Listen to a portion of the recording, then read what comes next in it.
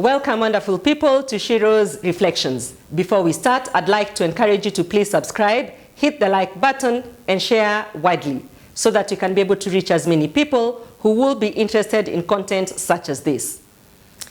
Today, we talk comedy. And as usual, remember, comedy actually depicts our real life. And our comedian for this particular episode is none other than our neighbor here, Kansime. And if you have not seen Kansime's videos, I tell you, you're missing something in life. I don't care which part of the world you come from, you just have to check out that lady and the way she brings it out, you know, in her natural environment. Well, it's just amazing what Africans are doing here. But I want to talk about this particular episode of hers that really set me off laughing. I was actually in stitches. And so it starts in the morning, or it's set in the morning, and Kansime is in her house doing the normal things that women do in the morning.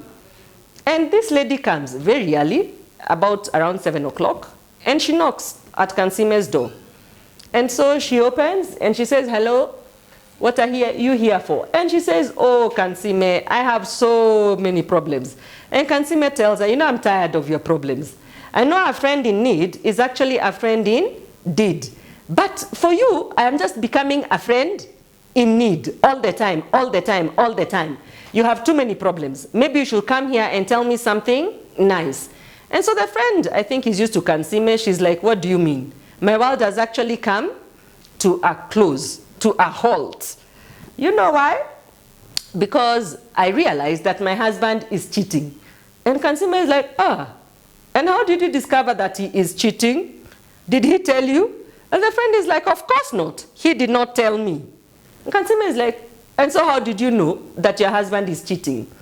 And so Kansime's friend says, "Oh, I followed him on his way to work this morning.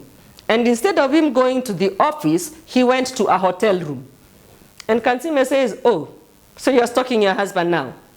You're following him without his knowledge. You have become a stalker. You are following him. He does not know that you're following him. You should be the one who should actually be apologizing to him. Why are you following him? Why are you following him to work? You are being a stalker." And so the neighbor is like, "Kansime, are you normal?" And Kansime says, but of course. Does he fulfill his duties? Is he a husband in every right? So what is it that you have? What business do you have following him into his private matters? And of course, the comedy now goes on and on and on, and they joke about it. And the friend is so upset. And Kansime said, "Let me tell you, these are not problems that you have. These are problems that you're creating. And I, Kansime, I have serious problems. I have not paid rent, for example, and you owe me money. Why I opened for you the door today is because I thought you were going to come and pay me. And instead of thinking about how you're going to pay me, you are busy stalking your husband. You have become a stalker. Are you serious?" And of course, the neighbor goes away very, very frustrated, and the comedy goes on and on and on. You can check it out, Kansime's page. And that really, I found that very hilarious. And I just thought about us back home here. Or do you know nowadays there are apps that when you have on your phone, you can actually put an app on your phone so that when your significant other receives a text, you get access to the text. Everything that is happening on your significant other's phone is here on your text. I will not encourage you to do that, but the apps are actually there. That if he gets a phone call or she gets a phone call, you get to know how long they spoke. I don't think you get to hear the conversation. But any text message, any WhatsApp message, any email, anything happening on that phone, you actually have access to it. Yes, it is there. I also know people who have actually taken their significant other's WhatsApp, and you have actually been able to download it into your own laptop. Now, my dear Shiros, whatever you seek, you shall find. Whatever it is that you're looking for, you shall find it. Because number one, some texts, some conversations, it actually depends on the context in which this particular conversation is actually happening. It could be something that is totally innocent, and you actually think it is actually something, I don't know, your fantasy. You can create an imaginary story out of that innocent text. Or sometimes there are texts that you should be paying attention to, but they actually look very innocent. It is all in terms of context. It is all in terms of perception. Shiros. I know, of course, here we are going to be really, really divided. There are those who are actually going to be saying that information is power. That I've got to have the information, because if I'm in the dark, then I don't have all the information that I need to be able to make decisions. And then there's going to be the other camp that's going to say, whatever you don't know doesn't actually hurt you. Well, bacteria will still kill you even if you don't know that you have an infection, but I digress.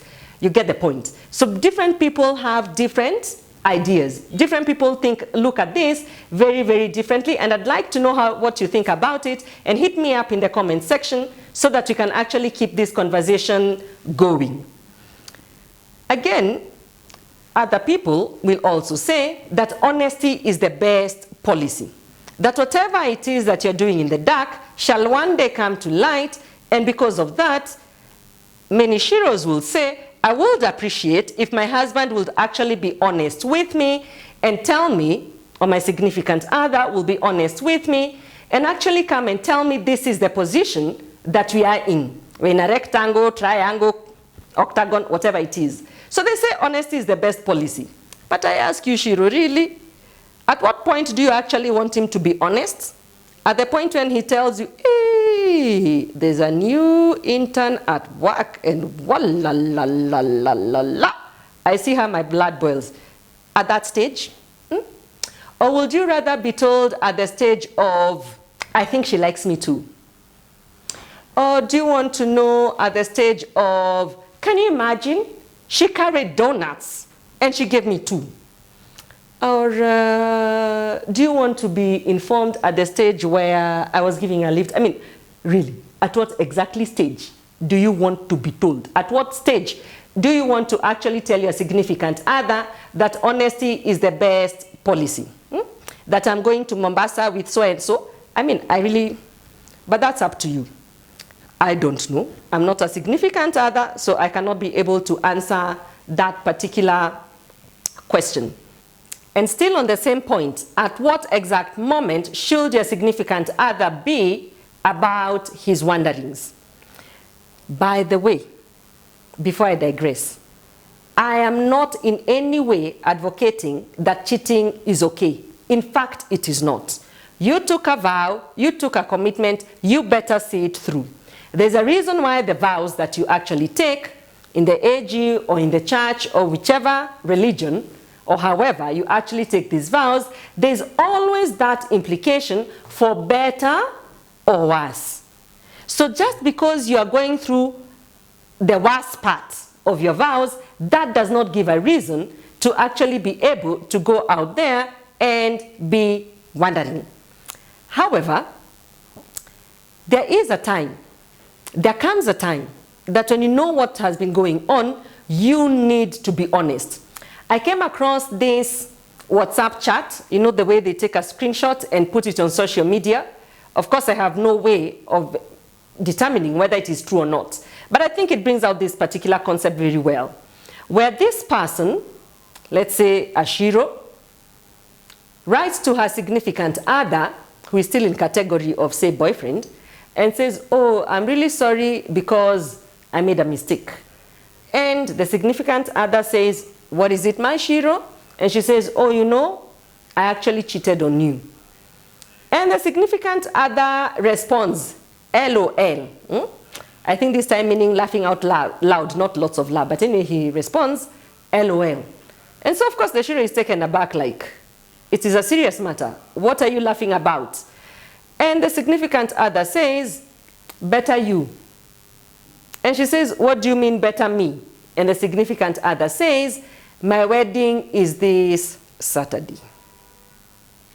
So at what point should the significant other have been honest? However, this is what I want to say. And this is my point for making this particular episode. Even criminals have rights. Even criminals are not judged until they have actually been able to give their side of the story. And just because somebody has done a mistake does not necessarily mean that the sum total is rotten. It could be that in this particular area there's a big significant weakness, but that does not detract from the good that the significant other brings into your life. Remember, this significant other, if you have children together, for example, just because he is with Dalshina or Samnim, is with some person, it does not necessarily mean that he stops being a father or she stops being a mother. It does not automatically mean that they are now criminal, immoral maybe, but criminal not. And underline in capital letters, it does not mean that they do not have the right to their privacy. Everybody has a right to their privacy. And of course, I know you're saying, oh, but I'm married to him. He gave up those rights to me. Maybe he did, in terms of fidelity. But when you are going to be looking at everything that is coming into his phone, there are some work-related items that probably are confidential. And if his work gets to know that they actually leaked out, that could even put his job in jeopardy. There could be some things that he needs to get a little bit more information on before he brings them to your attention, if indeed you need to get to know that information. So it is not to say that just because somebody has broken your heart in that way, that you're now going to strip him of his right to privacy, you are going to strip him of his dignity, you are going to be making calls to everybody who is on that phone. You are going to be receiving calls, and just because you see it is a Mary or a Jane or an Alice, you take up that particular phone and you actually call this particular person. Now that is really wrong.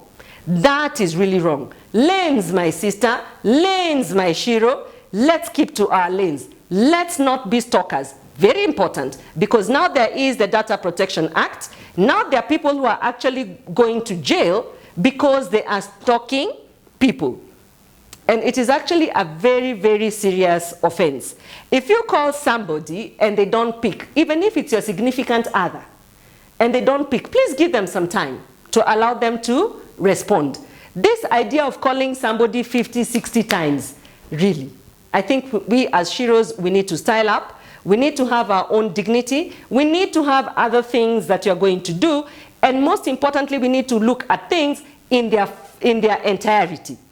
Wholesomeness. Don't just take one aspect and turn a molehill into a mountain.